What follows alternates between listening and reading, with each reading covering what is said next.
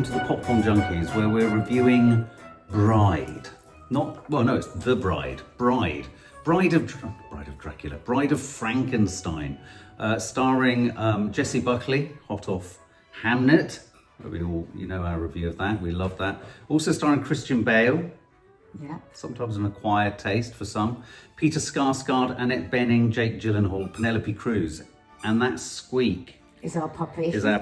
So many apologies. We've just taken the chew off her because that was too noisy. I don't feel I can bear to take the squeaker off her. Okay, so let's start from the front here. So Maggie Gyllenhaal, it's directed by Maggie Gyllenhaal, obviously a great actress.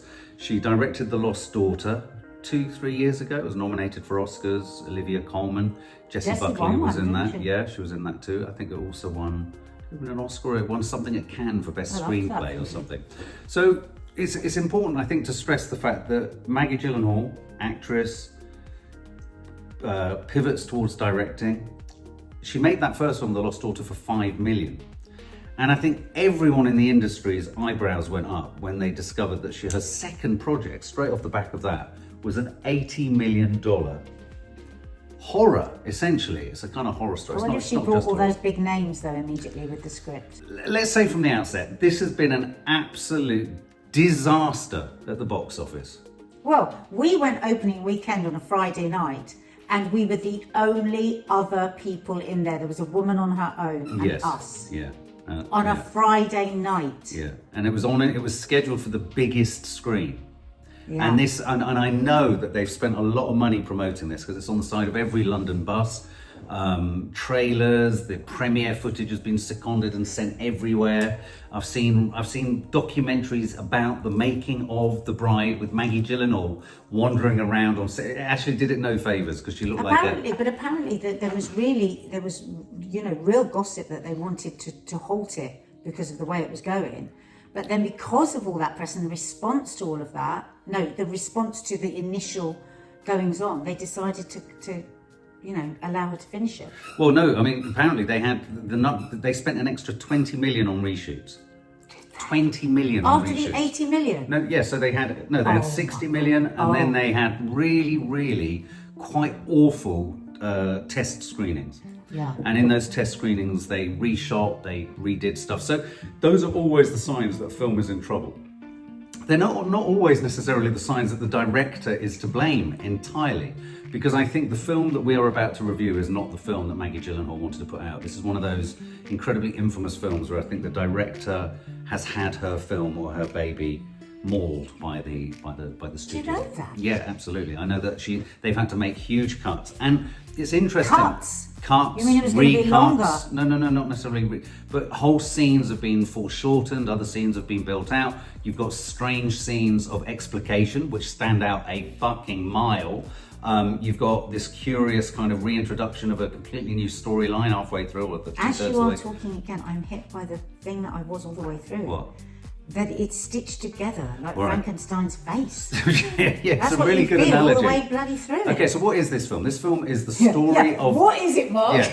Because it's many, many things. No, but I mean, it's another Frankenstein story, and it's really, I mean, whoever greenlit this needs to be shot. It's a Frankenstein movie, but it's also a musical, a comedy, a will they, won't she? Yeah. What's that when you have the police? What's it called? A chase movie. A whodunit. I mean, it was like. Yeah. It's all those things, but essentially, The Bride. It is about and the Bride of Frankenstein is an infamous character. She just kind of reminds me of you, the original Universal monster. No, she has the great big white hair, frizzy. None of this is going well for you at the moment. No, it is, because she's not stitched together. Frankenstein's stitched together. But anyway, the reason someone needs to be shot for green lighting this isn't just what we watched or what we saw. It's the very fact that I can't believe I'm saying this, it's a very crowded market for Frankenstein films.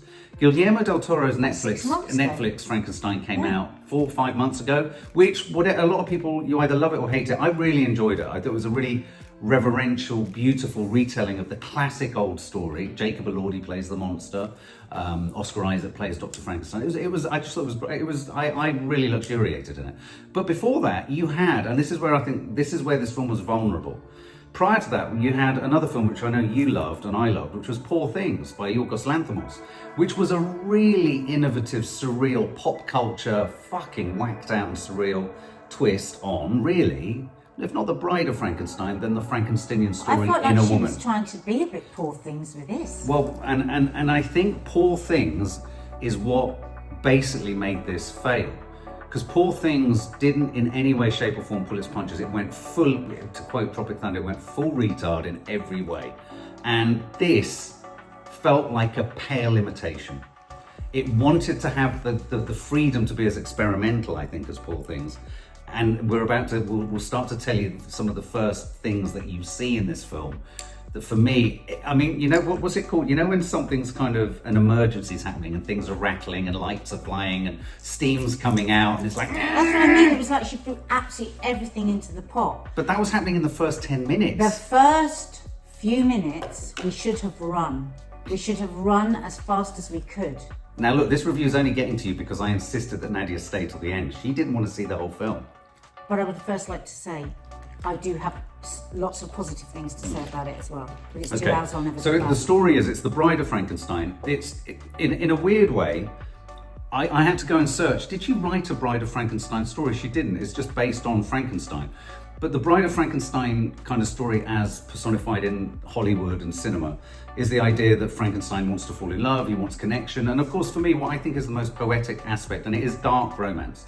The original story isn't horror, it's romantic. It comes out of a romantic tradition of literature. And romance is dark and it's I poetic. find it very romantic at points. And actually, you know, the idea being that the doctor is the monster, but the monster is actually just a heart wanting to connect. It's only connect and all that. And Annette Bening was great as the female monster. Yeah, exactly. So we pick up this is the story, really, when Frankenstein... No, you got to start at the beginning. No, we're going to start at the beginning, but where this is situated in the story of Frankenstein, we pick up the story of the bride, we pick up Jessie Buckley's story, but where this happens in the kind of universe of Frankenstein is, it's Frankenstein's in the world after having escaped and he wants to find love. And so that's why there's this film at all. This is the person that Frankenstein's going to fall in love with. So the film starts with a scene in a bar, well, it starts with a fucking black and white footage of Mary Shelley. It's so confusing because you don't know.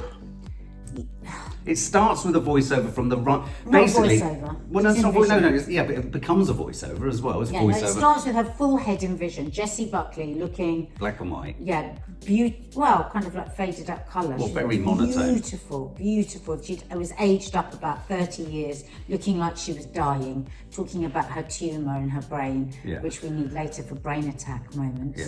God. And we were both like, just at the corner of our eyes, we looked at each other and went, what the fuck? Because it was so sixth form. It was like sixth form filmmaking. Like somebody just put their head from the curtains and is just peeking out. Now, Jessie Buckley, I'm not having a word against Jessie Buckley. Mary she Shelley is fantastic. And I think they were really trying for something. But, yes. What? They didn't hit it. So Mary Shelley... Because it made us all uncomfortable, that first bit, didn't it? Because it was like... It was cringe. It was basically cringe. But the weird thing is, it didn't become cringe. It wasn't like a device that as you move through the film, you thought, this really doesn't work. And believe me, the more you go into the film, the more it doesn't work. I mean, in theatre, I would have loved it. I would have been captivated. But it didn't work from the get-go. And I can't quite work out why, because Jessie wasn't doing anything wrong. It looked nice. It was really muddled. It was like, what are you talking? I had to say, talking about. It relished itself. And that's what I mean by sixth form. Got a bit self-indulgent. This film is a feminist film, or it tries to be a feminist film. But it's so like, you know when you have someone at school who's so over-enthusiastic. And they've done their first placard. They've gone on their first march. Yes, and they wear dungarees. And they've got huge badges that they've made themselves. And they feel that they're the first person to recognise feminism. Do you think that's where the studio might have come in and fucked things up? Because No. Maggie Gyllenhaal and Jessie Buckley are two incredibly good and smart actresses who will be absolutely grounded feminists. And that didn't feel like that came from grounded feminists. It was such really broad brushstrokes. There was nothing subtle about it at all. And what made it really even worse... Not even that you have to be subtle. No. It wasn't that it wasn't subtle. It was just... It was immature. Yeah, exactly. And we cut to what I would like to say though, and this is why it's a really odd film, because by and large we hated it, but there are huge, great moments in it. I mean, there really are some great moments in it.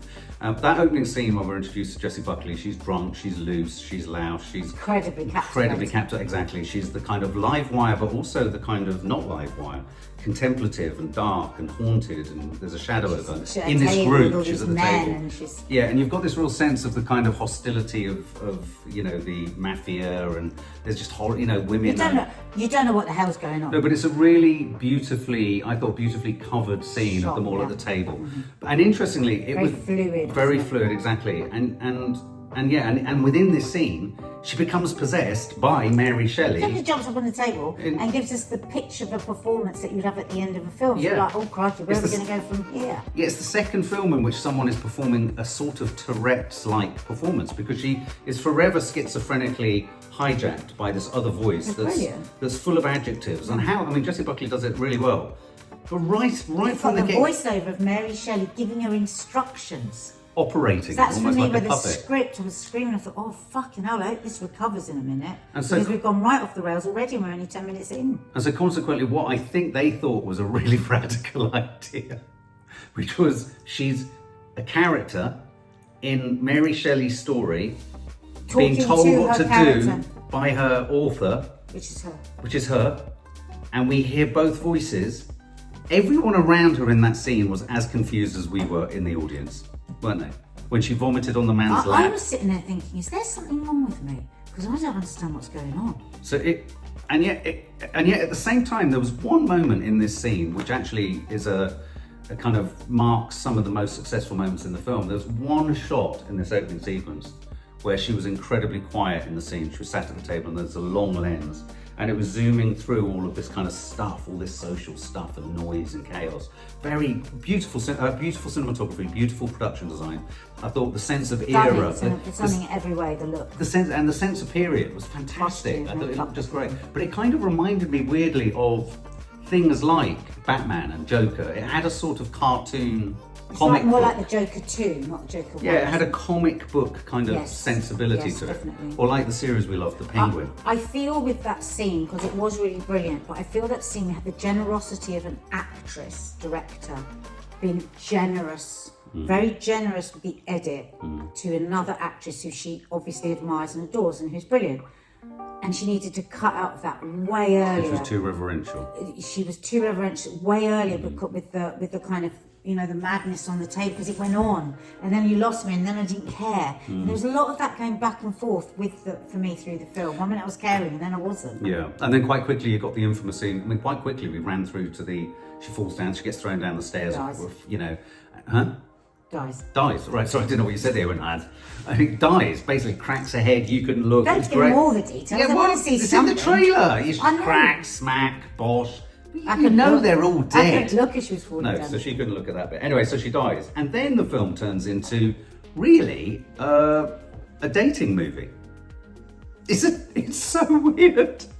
Suddenly Frankenstein. I loved. So then we meet Frankenstein. All of that was really great. I loved the scenes between him and Annette Bening. I was really settling in then. I thought, we've had a little bit of a problem with that Mary Shelley at the beginning. Well, hopefully we're not going to see her again. It's a little bit of a problem. That scene went on too long, but I liked it. And then I settled in with Frankenstein. Were you 100% comfortable with Christian Bale as Frankenstein as soon as he landed?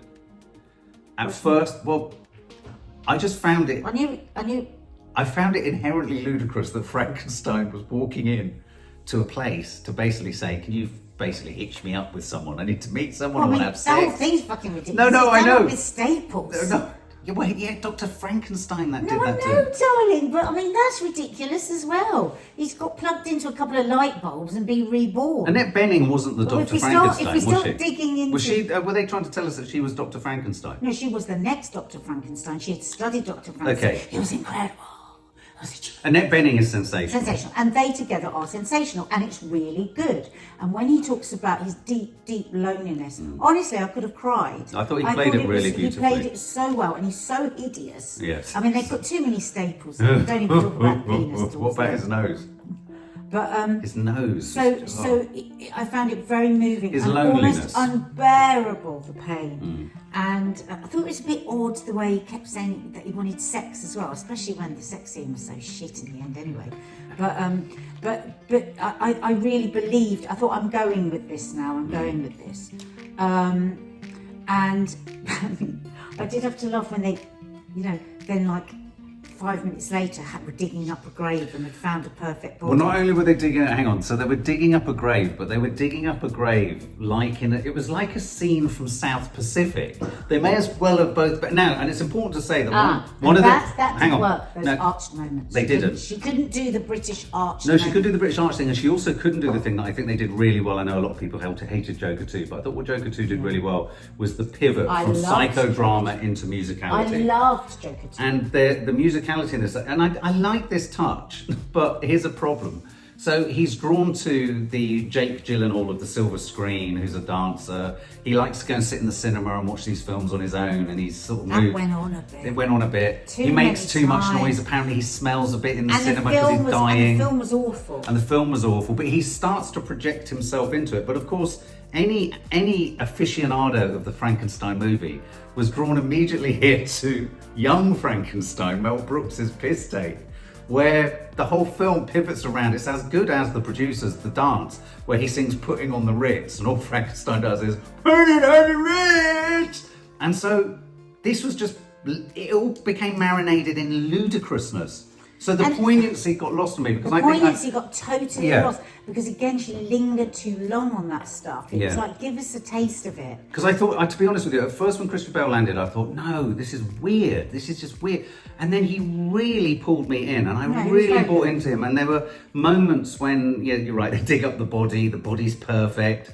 I love this moment where he says she's too beautiful, she's too perfect for me. No, you're gonna have to take her back. Take her back. He's got self-esteem issues. But Christian Bale did something, again, it's the master of underperformance, or non-dialogue performance, where the way he looked at her all the way through this, I thought was beautiful. Oh God! The way he looks at Jessie Buckley throughout this is beautiful. Beautiful, beautiful romance in this, and I loved it. So I'm still loving it. I'm a bit like, digging up the grave, but they were like, it was like singing in the rain. I was like, okay, I can keep going. They had maths on. And then I loved all the scenes of her first coming round, and then her disorientation. And that's when we began that I really would rather not. I'd rather not.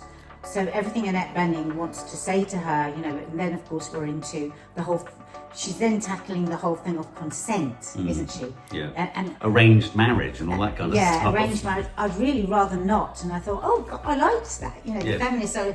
And that was a theme. Every time she was asked to do anything, it was rather not. This beautiful moment her and Christian Bale where he winks at her, and then they then start to understand each other. That's a connection, and the fact that she doesn't see his ugliness and all of that. So I'm in it, and I'm loving it. Not loving it. And was I loving it? I think I quite enjoyed the first act. The first third of it, I liked. Yeah, I think I was enjoying all of it, and then. It turned into like a car chase. Well, the pivotal point, the police, Agatha Christie musical. I mean, it was like she was going to put everything in a film she's ever wanted to make a film. She didn't give a shit what anyone thought. Yeah, no, absolutely Stapled it. Yeah, stapled together. I mean, I loved it all the way up to. I thought there was one of the most beautifully covered scenes and performed scenes of Frankenstein the monster falling in love with his bride as she was provocative at the breakfast table, dropping cups, and in the way, masterclass of him. Because remember, he's got a totally mashed up face. He's doing it all with his eyes, and he's falling in love with her rebelliousness, her playfulness. Well, they were falling in love with each other's souls, and it was not to do with looks. But then after that, they went into the deep, dark alleyways of sex and dance and rape. Murder. He crushes someone's brain on the head. He what's it called when you curbside someone's head? Don't. It smashes everywhere. And then it became. And then we moved into the Joker 2 Rebellion, Revolution, and they were all these women running around jumping on cars and saying brain attack.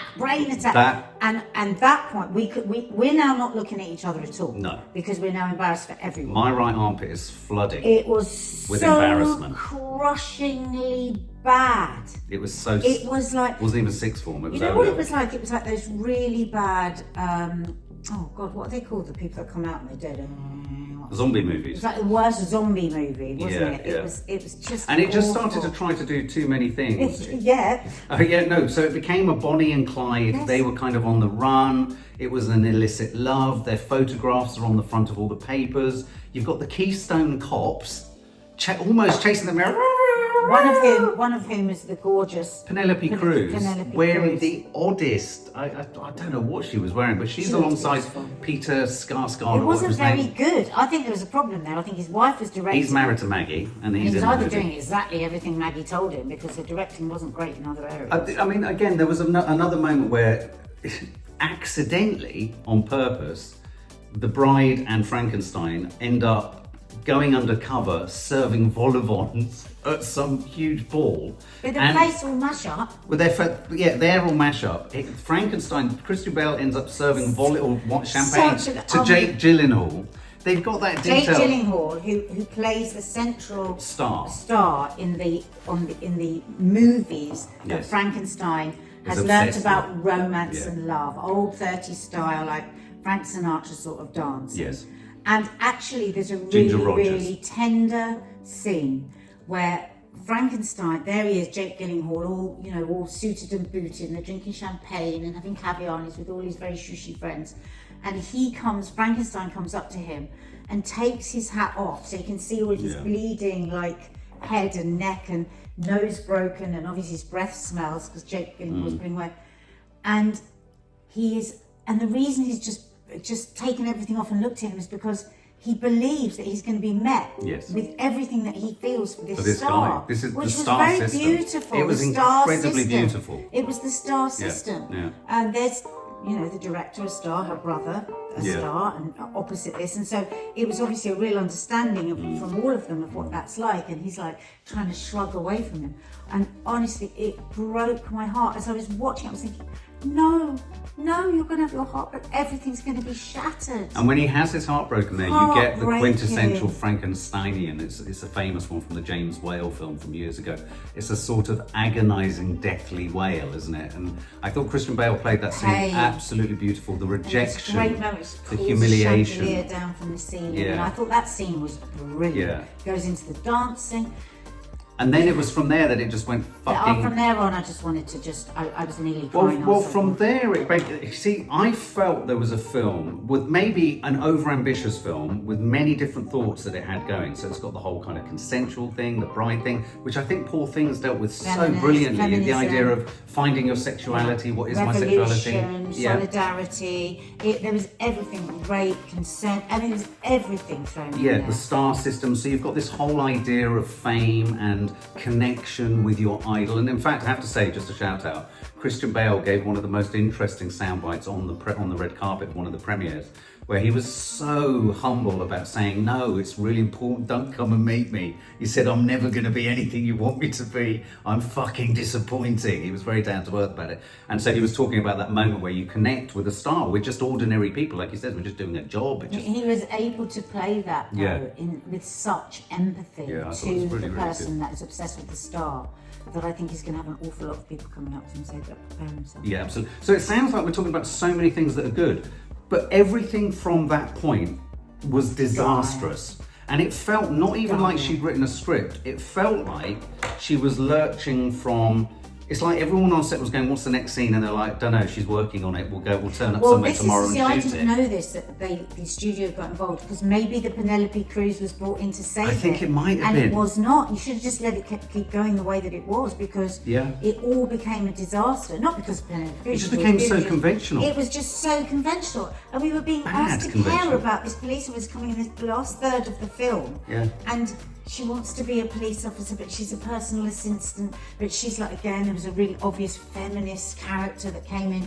It was just awful. And I was saying to Mark, I was whispering to him, saying, you cannot have somebody this famous coming in at this point. We have got hours left of this film because she's going to have a big story. But it wasn't, we know Penelope Cruz is good, so the script was diabolical, the scripting was diabolical, the storytelling was terrible. There was a whole load of it where they were sat on those steps, so maybe that was the money problem. They were then doing Peter Sarsgaard was sat there describing an ages. entire elaborate story of his connection to Jessie Buckley's character, which you didn't need. You didn't need it tugged back to the real world. Don't let them kill her. No, and so you had this curious, so it became a curious sort of exhaustive shaggy dog drive somewhere else, going, being chased, being wanted, awful scene with the police pulling them over. You're sort of like, oh, this is predictable. It's going to be another sort of, he tries to molest her. Years ago, I used to be a soap opera, for anybody here that's not from this country, EastEnders, and I said to you, didn't I, when we came out, I said, gosh, we all used to get scenes like that when we were EastEnders, where you'd come in and you'd just fill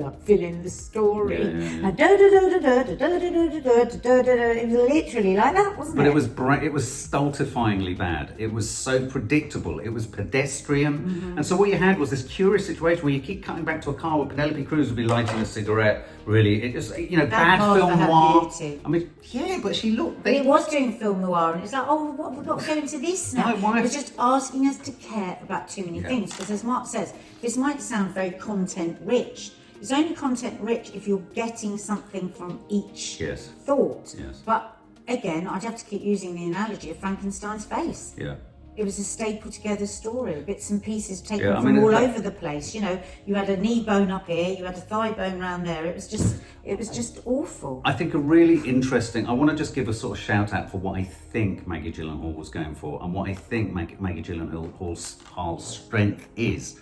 The Lost Daughter was a film, and I'm not over exaggerating this, was a film all about looking, wanting and desiring, and wasn't necessarily about the spoken word so much. Of course it was, but really it was a film about longing, and it was about, and it was all, all I remember of that film was her looking at the children or the child on the beach.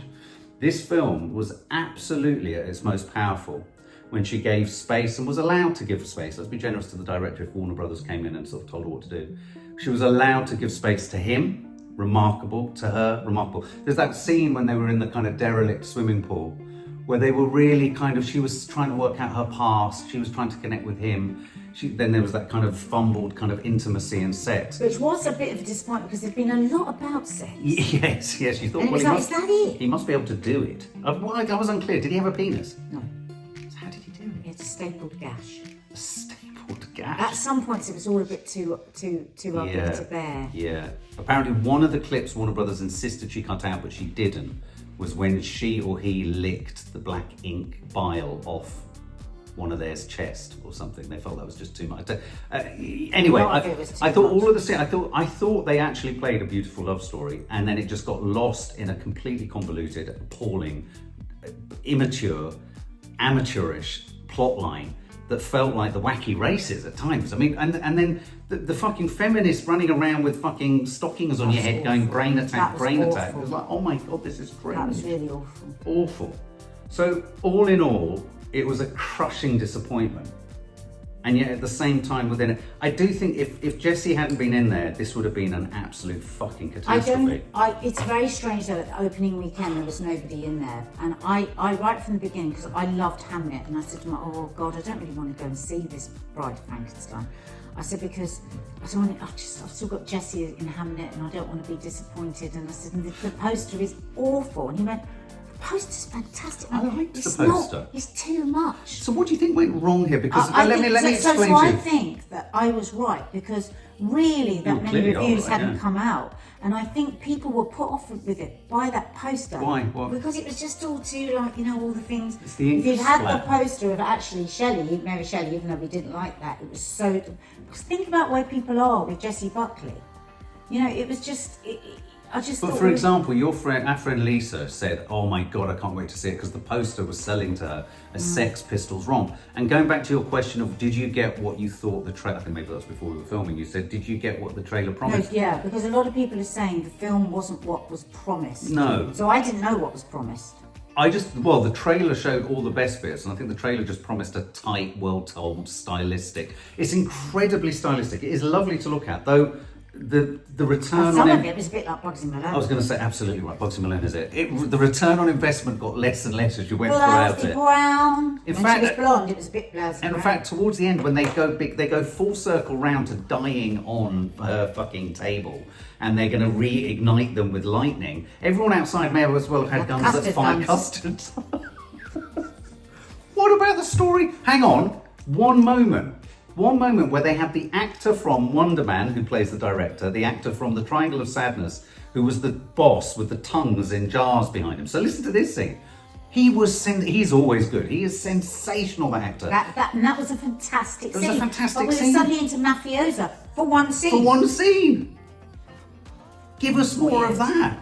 So would you rate it? Would you tell your friends to go and see it? No, I would tell people there was lots of bits in it that I liked, and I still adore Jessie Buckley and Maggie Gyllenhaal, and what's his name is really good. But Who? Oh, Christian Bale. I don't know anyone that's going to like that. Right. I can't, with my hand on my heart, recommend you go and see this. I would give this 35 out of 100. For me, it's the stinker of the year so far. I was drained when we got there. I was drained. I I thought thought speak to each other. Our relationship went downhill that night. It did. He kept going, I'm so sorry. I but it's not my thought we fault. were on It's a not promise, your and she said fault." that No, wasn't a date. No, I was just so annoyed with 18 million squid. Well, and Do you know that's what I mean? that's not the press push either. They are in deep doo-doo with this. This has lost a lot of money. It's made 13 million in its first weekend. It's diabolical.